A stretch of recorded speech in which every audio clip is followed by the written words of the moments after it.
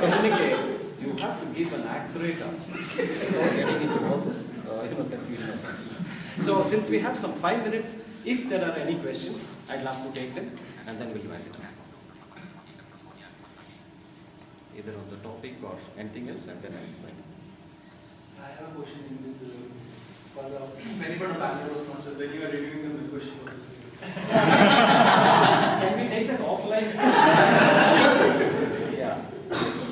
How can one inculcate humor in their speech like you? It comes naturally or it can be practiced, acquired? What kind of skill is this? Yes, sir.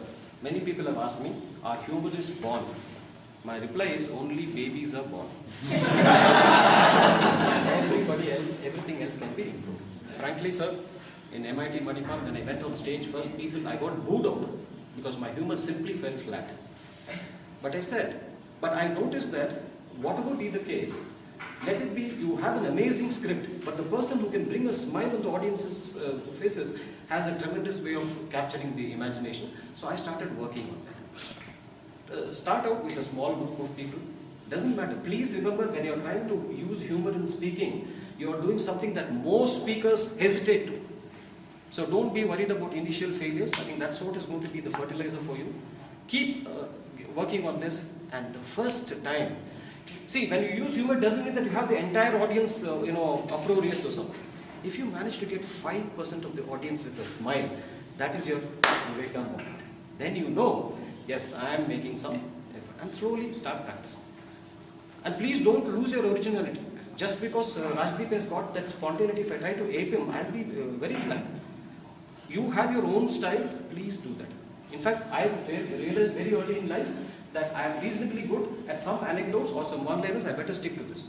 I am not fit for slapstick or any other kind of comedy. So choose your strength and make sure, and this is the best podium, and this is the best platform to experiment.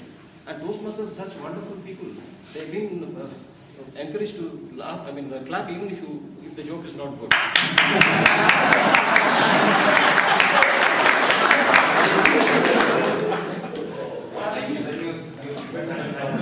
Beg your pardon? Yeah. You prepare with that topic. Yeah. All of a sudden the topic gets changed. Okay. According to audience, you go with one topic. Yeah. You go with the preparation of topic, for example, for some college. Yeah. All of a sudden there's some change in the topic. Yeah. How would you tackle? The change in the topic can best be handled by people who are already prepared. That's why I told you, if you have adequate preparation in speaking in all these table topics, you will seize the opportunity and switch over. But until then, it's going to be difficult. It's going to be very difficult. At least, I have a simple formula. If you don't have any other, idea about the subject, you try, if you have little subject, define, describe, and illustrate. This is the easiest way. Whatever you know, or come and start and say, I know nothing about this subject. Okay, but in a professional audience, you can't do that. But if you do not, I think it's best to say, I am not prepared, and then not lose your face. But once you start preparing and once you start speaking in many forums, you will automatically get some pointers and say, let me start with my own experience. Define the topic as you understand, describe it in brief words, and illustrate with a nice example. You may be able to salvage the situation. But it comes by practice, because the taxi driver in Bangalore gave me this example. I wanted to go to Chowdhury Memorial Hall. Not me, aspiring violinist. He asked, how do I make it to the Chowdhury Memorial Hall? The taxi driver turned him back and said, practice, practice. And finally you will see, you are able to do it, and you can turn adverse situations into your favor. I was conducting a training program recently in a hotel, and we had this electric kettle, and suddenly it caught fire. There was a minor commotion, and the audience was slightly perturbed. How did I get the focus? On the spot I said, so far my speech has ignited human minds. This is the first time it has ignited human minds. I don't know, I'm really grateful that I got that idea. And the focus was away, and then people started listening. But this happens only when you are ready to sort of practice and give it the time. In fact, I think that Darren LaCroix, he says something about stage time. Never miss an opportunity, even to get the MC's role or a tabletop. In fact, what I tell my mentors is, meet your table topic person much in advance and give your name. Make sure your name is correct. There's no better way to face challenges than by facing table topics. Right, sir? Yeah. seen a lot of conviction in your speech. Yeah. So what is the basic reason behind it?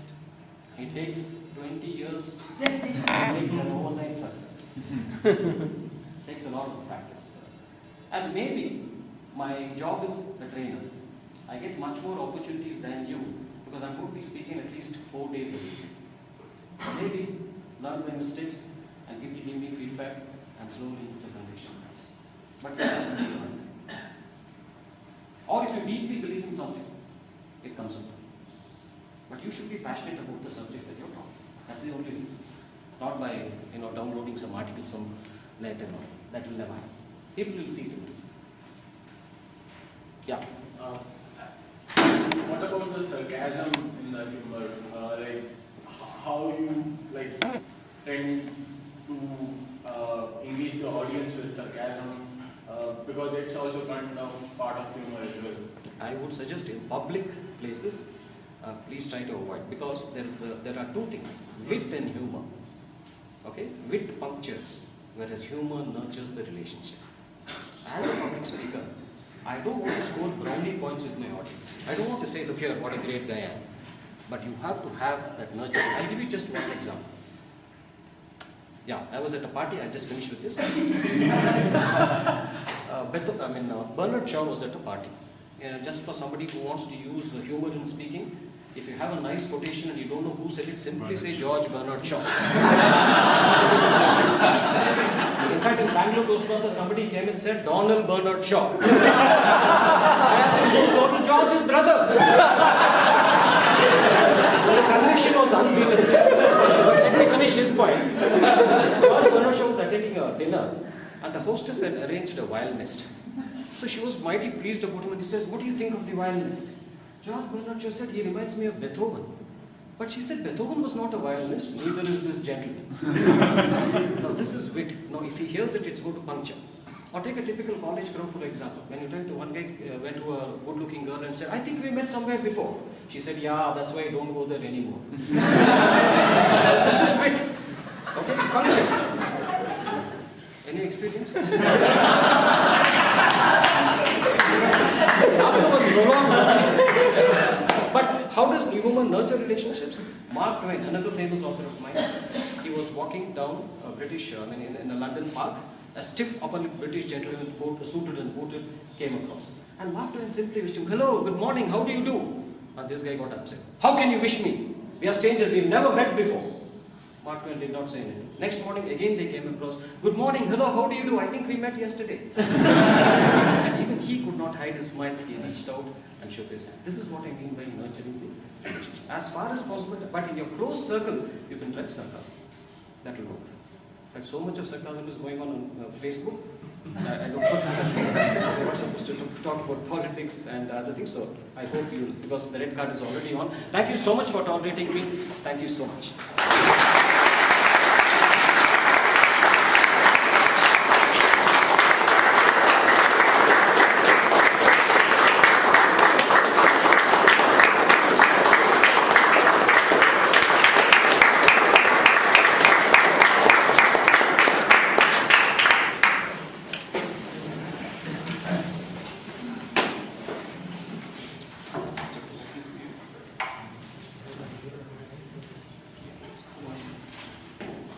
Wow, can it get any better?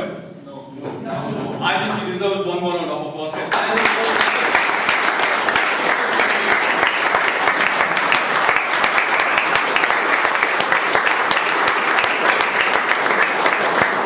I now request the President of Bangalore Toastmasters Club to come on stage and say the human trainer, Toastmaster Chendil Kumar.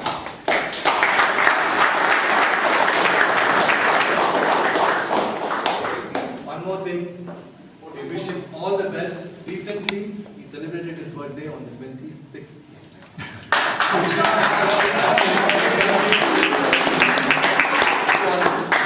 Happy Republic Day. Please.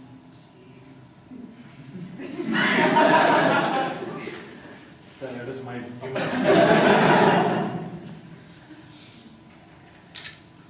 Thank you. Can I just get one more minute? Yeah. For those of you who are planning to join Bangalore Toastmasters, I must tell you one compelling reason why this club is so good. Many years ago, Bangalore Toastmasters had organized a picnic program, and many of us missed it. The MC, I don't remember his name. Even if I remember, I will not say. Because he came and said, we had so much of fun in the picnic, we had so much of music and things, you missed a lot. I mean, he was almost pointing fingers at, accusing us. Why did you guys miss this? Then John Bosco of Abraham was the president then. So he came for his presidential address and said, yes, we did have so much of fun, we did have so much of gaiety, but we missed you. That was a lovely thought. He made us feel wanted, you know. I'm sure you must have had valid reasons, and I'm sure the next time we will definitely have your lovely presence. And he named some people. He said you could have sung those songs, and CK, you could have had some jokes, and you could have done a skit. So it was such a heartwarming thing, and that is why you feel so wanted to come back to this club. Thank you so much.